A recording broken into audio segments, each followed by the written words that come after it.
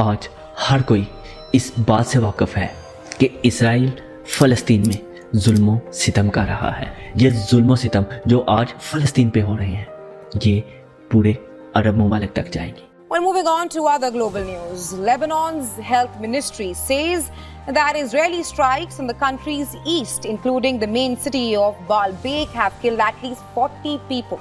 یاسر عرفات کو دیکھ کے ہر انسان ایک تجسس کے عالم میں مبتلا تھا کہ ایک ایسا انسان جو اسرائیل کو ایک ریاست قبول ہی نہیں کرتا تھا.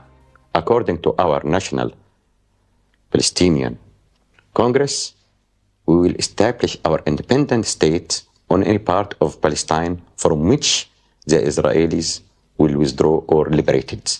It is obvious and clear. جب وہ یونائٹڈ نیشن میں انٹر ہوا تو اس کے ہاتھ میں اسرائیل کا ایک جھنڈا، ایک نقشہ اور ایک کوئن تھا. وہ انہیں بتاتا ہے کہ اس جھنڈے میں موجود 2 لائنز بیسیکلی دریائے نیل جو ایجپٹ میں ہے اور دریائے فرات جو عراق میں ہے اس کو ریپریزنٹ کرتی ہے. لیکن تعجب کی بات یہ ہے کہ وہ سب عرب میں آئے کیسے؟ عربز نے ان کو اتنی آسانی سے اس سرزمین پہ آباد کیسے ہونے دیا؟ اس کے بعد برٹشرز اس جگہ کی پارٹیشن کرتے ہیں اور یہ پارٹیشن بالکل ویسی ہوتی ہے جیسی پاکستان انڈیا کی تھی.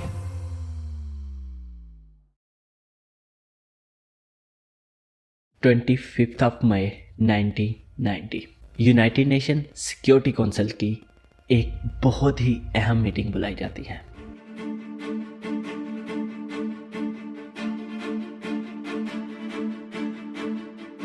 وہ میٹنگ اس لیے سب سے زیادہ اہمیت کی حامل تھی کہ اس میں PLO فلسطین لبریشن آرگنائزیشن کا سب سے بڑا لیڈر یاسر عرفات آ رہا تھا.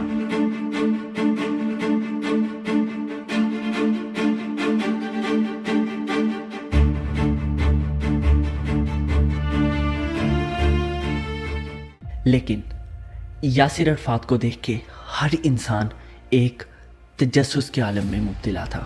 We are the core of the whole problem in this area. You can't neglect the Palestinians. According to our national Palestinian Congress, we will establish our independent state on any part of Palestine from which the Israelis will withdraw or liberate it. It is obvious and clear. کہ ایک ایسا انسان جو اسرائیل کو ایک ریاست قبول ہی نہیں کرتا تھا. First of all, it is very important to know that no Geneva Conference, no settlement can be settled in this area. جب وہ یونائٹڈ نیشن میں انٹر ہوا تو اس کے ہاتھ میں اسرائیل کا ایک جھنڈا، ایک نقشہ اور ایک کوئن تھا. لیکن یہ حیرت زیادہ دیر تک ٹک نہیں پاتی کیونکہ یاسر عرفات جب اپنی تقریر کرنا شروع کرتے ہیں تو ہر چیز کا مطلب واضح ہونے لگ جاتا ہے. یاسر عرفات اپنی تقریر کا آغاز ایک کوئن سے کرتا ہے. وہ کوئن کوئی سادہ کوئن نہیں ہوتا بلکہ اسرائیل کا 10 سینٹ کا کوئن ہوتا ہے جس کے اوپر واضح طور پر اسرائیل کا ایک نقشہ بنا ہوتا تھا. یاسر عرفات یہ کہہ کر سیکیورٹی کونسل کے ممبران کی توجہ اپنی طرف کرتا ہے اور کہتا ہے کہ آپ کو کیا لگتا ہے کہ اسرائیل صرف فلسطین پہ رک جائے گا؟ وہ اس پورے علاقے پہ قبضہ کرنا چاہتا ہے اور یونائٹڈ نیشن نے جو حدود بندی کی تھی اس کو وہ پوری طرح پامال کرنا چاہتا ہے. اس کے بعد وہ یونائٹڈ نیشن سیکیورٹی کونسل کے ممبران کی توجہ اپنی طرف کرتا ہے اور انہیں اسرائیل کا جھنڈا دکھاتا ہے. وہ انہیں بتاتا ہے کہ اس جھنڈے میں موجود 2 لائنز بیسیکلی دریائے نیل جو ایجپٹ میں ہے اور دریائے فرات جو عراق میں ہے اس کو ریپریزنٹ کرتی ہے. اگر یونائٹڈ نیشن اور ہمسائے ملک اس غلط فہمی میں ہے کہ یہ آگ صرف فلسطین میں ہے تو آپ غلط ہیں. یہ ظلم و ستم جو آج فلسطین پہ ہو رہے ہیں یہ پورے عرب ممالک تک جائے گی. क्योंकि वो इस सरजमीन को अपना करना चाहते हैं और अपनी वादा की हुई ज़मीन को वापस लेना चाहते हैं। आज हर कोई इस बात से वाकिफ़ है कि इसराइल फ़लस्तीन में जुल्म सितम कर रहा है। In northern Gaza, say, many people have been killed in the latest Israeli airstrikes there. These 5 buildings in Beit Lahia. Palestinians in the occupied West Bank are facing a growing number of attacks from Israeli settlers and violence from the IDF. Lebanon में तबाही मचा रहा है। Well, moving on to other global news, Lebanon's health ministry says that Israeli strikes in the country's east, including the main city of Baalbek, have killed at least 40 people. लेकिन तो अजब की बात यह है कि वो सब अरब में आए कैसे? अरब्स ने उनको इतनी आसानी से इस सरजमीन पे आबाद कैसे होने दिया, जब उनको पता भी था कि यहूदियों के साथ मुसलमानों का माजी कैसा रहा है। और हदीस में इस बात की पेशन गोई भी की गई थी कि ज्यूज़ इस ज़मीन पे काबिज़ होंगे। तो फिर कैसे इतनी आसानी से अरब्स ने इन ज्यूज़ को अपनी सरजमीन में दाखिल होने दिया? इस बात को जानने के लिए हमें थोड़ा सा हिस्ट्री में जाना पड़ेगा।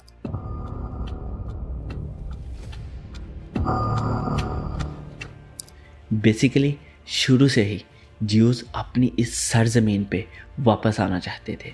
जब मिडल ईस्ट पे सल्तनत उस्मानिया की हुकूमत थी तो ज्यूज़ ने कई दफ़ा सुल्तान से मिलने की कोशिश की, लेकिन उन्हें कोई इतना ख़ास मौका ना मिल सका। लेकिन वक़्त आता है 1902 का, जब थियोडोर हेrzl, जो ज़ायोनिज़्म के बानी थे, वो किसी न किसी तरह सल्तनत उस्मानिया के सुल्तान अब्दुल हामिद II से मुलाकात का एक मौका ढूंढ लेते हैं। उस वक़्त सल्तनत उस्मानिया कर्ज़ों में दबी हुई थी। जब हर्ज़ सुल्तान से मिलता है, वो सुल्तान को फ़लस्तीन की ज़मीन के बदले इस सारे कर्ज़े की अदायगी की ऑफ़र करता है। Toprak istiyorum. Kudüs'te Yahudiler için toprak istiyorum. लेकिन सुल्तान इस ऑफ़र को मना कर देते हैं, क्योंकि उन्हें पता था कि मुसलमानों के सेंटीमेंट इस जगह के साथ बहुत ज़्यादा जुड़े हुए हैं और वो किसी कीमत पर भी ये ज़मीन ज्यूज़ को नहीं देना चाहता था। Emelinizin Arz-ı Mevut olduğunu ilan ettiniz. Nil ile Fırat arasında bir Siyonist devlet kurmak istediğinizi haykırdınız. İşte ben de haykırıyorum. Ben yaşadığım sürece böyle bir devlet kurulmayacak. Buna mani olacağım. Yıkıl! Theodore hertz, जो किसी कीमत पर भी इस Zionist state की बुनियाद रखना चाहता था, वो इस बात पे नहीं रुकता। वो लोगों को मशवरा देता है कि अगर सुल्तान हमें ये ज़मीन नहीं भी देता तो हम इनफरादी तौर पर वो ज़मीन ख़रीद सकते हैं, क्योंकि इनफरादी तौर पर कोई भी उस इलाके में ज़मीन ख़रीद सकता था। इसके बाद रॉथस्चाइल्ड, जो इस वक्त भी दुनिया की अमीर तरीन फैमिली है, जिनकी नेटवर्थ ट्रिलियंस ऑफ डॉलर्स में है, और दूसरे ज़ायोनिस्ट बिजनेसमैन मिलकर ज्यूज़ नेशनल फंड के नाम से एक ऑर्गेनाइजेशन बनाते हैं, जिसके ज़रिए ज्यूज़ फ़लस्तीन के अंदर ज़री ज़मीनें और मकानात ख़रीदने लग जाते हैं। अरब लैंडलॉर्ड्स भी इस चीज़ का लालच करते हैं कि उन्हें मुंह मांगी रकम मिल रही थी और वो अपनी ज़मीनें बेचते चले जाते हैं। इस तरह ज्यूज़ इस सरजमीन पे अपने पैर जमा रहे थे।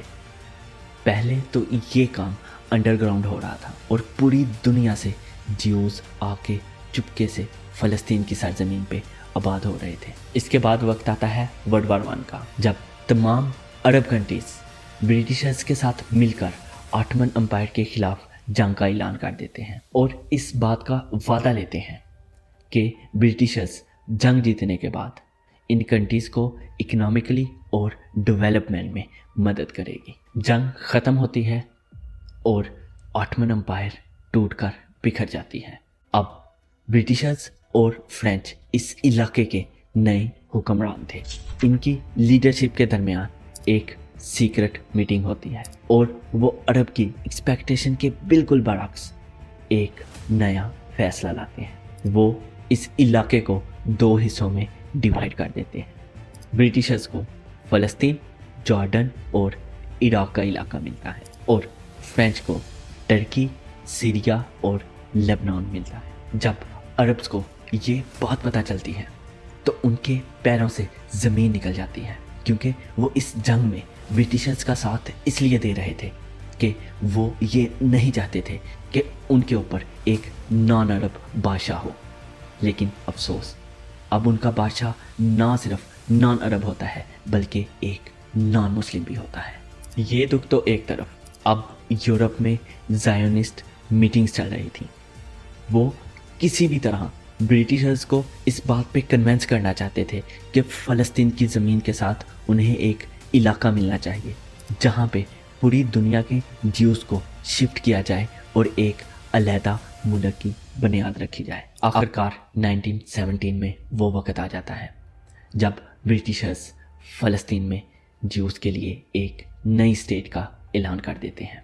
इसके बाद पूरी दुनिया से ज्यूज़ जोक दर जोक फ़लस्तीन में जाना शुरू हो जाते हैं और 1917 में ज्यूज़ की पॉपुलेशन फ़लस्तीन में जो सिर्फ 10% थी वो 1935 तक 27% तक चली जाती है। इसके बाद ब्रिटिशर्स इस जगह की पार्टीशन करते हैं और ये पार्टीशन बिल्कुल वैसी होती है जैसी पाकिस्तान इंडिया की थी। इलाके की कोई जस्टिफिकेशन नहीं थी। वो इलाका जो इसराइल को दिया गया और जो मुसलमान वहाँ पे रह रहे थे उनको ज़बरदस्ती उस इलाके से निकाल दिया गया और एक दिन में लाखों मुसलमान घरों से बेघर हो जाते हैं। और बात यहीं पे ख़त्म नहीं होती। वो ज्यूज़ जो फ़लस्तीन में पॉपुलेशन का सिर्फ 1/3 थे उनको फ़लस्तीन की 55% ज़मीन दे दी जाती है। लेकिन हैरत की बात ये थी कि ज़ायोनिस्ट भी इस पार्टीशन से खुश नहीं थे। उन्होंने इसराइल की स्टेट को तो कबूल किया लेकिन वो अपनी इस हदूद को मानने के लिए तैयार नहीं थे। वो इसराइल के लिए इससे भी ज़्यादा लैंड रिक्वायर कर रहे थे और इस तरह यूरोप से उठाकर तमाम ज्यूज़ को मिडल ईस्ट में फेंककर एक नई मुल्क की बुनियाद रखी गई जिसे द स्टेट ऑफ इसराइल का नाम दिया गया। स्टेट ऑफ इसराइल बनने का सिर्फ ये मतलब नहीं कि वहाँ एक दिन में 1.9 मिलियन मुसलमानों को बेघर कर दिया गया, ना ये कि वहाँ की 78% तरीखी जगहों को फ़लस्तीनियों से छीन लिया गया और ना ये कि वहाँ के 538 गाँव और शहरों को तबाह कर दिया गया और 15,000 से ज़्यादा लोगों को मार दिया गया, बल्कि उसका मतलब था कि यहाँ कुछ और भी बहुत ज़्यादा खौफनाक होने वाला है। ये आने वाले 70 सालों के जुल्म सितम, घरों की नकल मकानी, बिला वजह लोगों की गिरफ्तारियाँ, इसराइल के हदूद में इजाफे, फ़लस्तीन में हर जगह मुसलमानों के लिए चेक पॉइंट्स, लोगों की डिस्क्रिमिनेशन और मासूम लोगों की एक बड़े लेवल पे होने वाली असैसिनेशन का सिर्फ इशारा था। अगर सादा ज़ुबान में कहूँ तो ये द ग्रेटर इसराइल की बुनियाद में रखे जाने वाली सबसे पहली ईंट थी। लेकिन ये कैसे हुआ कि अरब्स जो उस इलाके पे एक अरसे से हुक्मरानी कर रहे थे, वो एक मुल्क जो सिर्फ कुछ अरसे पहले मार्च से वजूद में आया, उससे इनोवेशन और टेक्नोलॉजी में इतना पीछे रह गए कि आज वो मिलकर भी उसे किसी किस्म का नुकसान पहुंचाने से कासिर हैं। मेरे ख्याल से मुस्लिम दुनिया के इस डाउनफॉल की 2 बड़ी वजह हैं। इसकी सबसे पहली वजह तो मुसलमानों का साइंस और टेक्नोलॉजी को छोड़कर सूफीज़म पे जोर देना था। इसकी बुनियाद 11वीं सदी ईस्वी से हुई जब अल-गाज़ी ने सूफीज़म पे फ़लसफ़ा करना शुरू किया। उसने बताया कि असली इल्म तजर्बात और तहकीकात से नहीं आता बल्कि वो रूह से आता है। इससे पहले अब्बासी सल्तनत में लोग बगदाद में दूर दराज से साइंस और तहकीक का इल्म सीखने आते थे। बहुत सी पर्शियन, हिंदी और यूनानी किताबों का अरबी में तर्जमा किया गया और उस वक्त बहुत से मशहूर मुसलमान साइंसदान भी पैदा हुए। जिनमें इब्ने खल्दून, इब्ने राजी, इब्ने सीना जैसे मशहूर साइंसदान शामिल हैं। उस वक़्त एक हाउस ऑफ विजडम भी बनाया गया जिसमें दुनिया के तमाम तर उलूम की मशहूर तरीन किताबात का अरबी में तर्जमा करके वहाँ पे महफूज किया गया और हर इंसान को इजाज़त थी कि वो वहाँ पे आके इल्म हासिल कर सकता था। लेकिन अफसोस, अल गाज़ी की किताब तहाफ़त अल फ़लसफ़ा मशहूर होने के बाद लोगों ने अरिस्टोटल का फ़लसफ़ा छोड़कर रेडिकलाइज होना शुरू कर दिया। वो तहकीकात के बजाय रूह पे ज़्यादा जोर देने लगे। ये तो मुसलमानों की इल्मी तनज़्ज़ुली का पहला कदम था। इसके बाद 1258 में मंगोलियन इन्वेजन के बाद उन्होंने बगदाद में मौजूद हाउस ऑफ विजडम को तबाह बर्बाद कर दिया, उसकी सारी किताबों को जला दिया और इल्म की शक्ल में बगदाद में जो ख़जाना मौजूद था उसको निस्ते नाबूद कर दिया।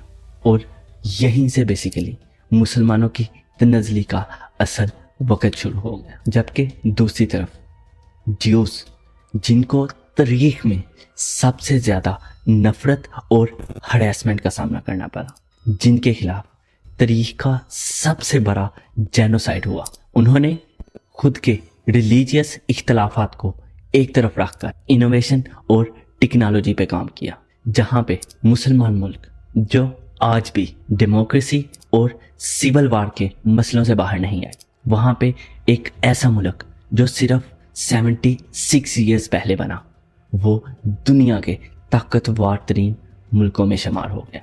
मुसलमानों के डाउनफॉल की दूसरी सबसे अहम वजह उनके ज़ाती इख्तलाफात थे। मुसलमान मुल्कों के पास दुनिया के ऑयल रिजर्व्स का 60% था।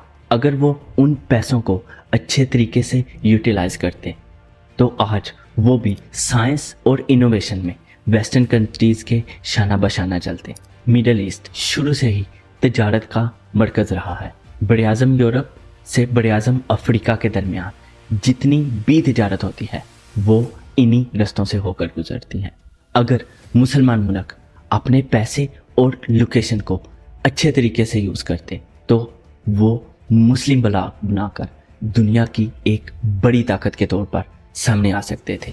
लेकिन मुसलमानों के पास जब पैसा आया, उन्होंने डेवलपमेंट के बजाय अपने ज़ाती मसलों और फ़िरका वारियत को प्रमोट करने के लिए सारी की सारी रकम हथियारों पे लगा दी। इसके बाद एक दूसरे के ऑयल रिजर्व पे कब्जा करने के लिए एक दूसरे से जंग शुरू कर दी गई, जिससे इकानमी तो एक तरफ उस ऑयल रिजर्व का बहुत नुकसान हुआ, जिसकी एक मिसाल 1991 की गल्फ वार है, जब इराकी सिपाहियों ने कुवैत के 600 से 700 कुओं के अंदर आग लगा दी और वो आग कई महीनों चलती रही, जिससे कुवैत को 30 to 50 बिलियन डॉलर्स का नुकसान हुआ। इसके अलावा अपने फ़िरके को प्रमोट करने के लिए एक मुल्क ने दूसरे मुल्क में जहादी तंजीमों को फंड किया, वहाँ पे करप्शन और नफ़रत के जज्बात को और बढ़ाया, जिससे ज़ाती ताल्लुकात और भी ज़्यादा ख़राब होने लगे। जब मुसलमान एक दूसरे को नीचा दिखाने में लगे हुए थे, एक दूसरे को पैसे की ताकत दिखाने में लगे थे, तब ज्यूस पूरी दुनिया से यहूदियों को बुलाकर उनसे साइंस और टेक्नोलॉजी में एडवांसमेंट करवा रहे थे। उस वक़्त उन्होंने ये लॉ पेश किया कि अगर कोई यहूदी दुनिया के किसी भी कोने में रहता है, वो इसराइल में आकर हमारी सिटीज़नशिप ले सकता है। इस आपसी अखुवत और यकजहती की वजह से कुछ ही सालों में इसराइल एक तरक्की याफ्ता मुल्क बनकर उभरा, जबकि दूसरी तरफ तमाम मुसलमान मुल्क दिन ब दिन गरीब और बेबस होते गए। इल्लामा इकबाल का एक शेर है, अखुवत उसको कहते हैं चुबे कांटा जो काबुल में, कि हिंदुस्तान का हर पीरो जमा बेताब हो जाए।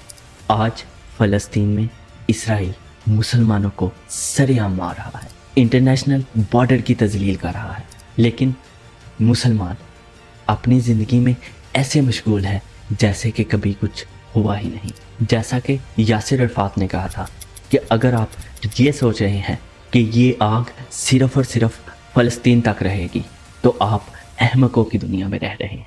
It is just start of a bloody game, and that game is for the greater Israel.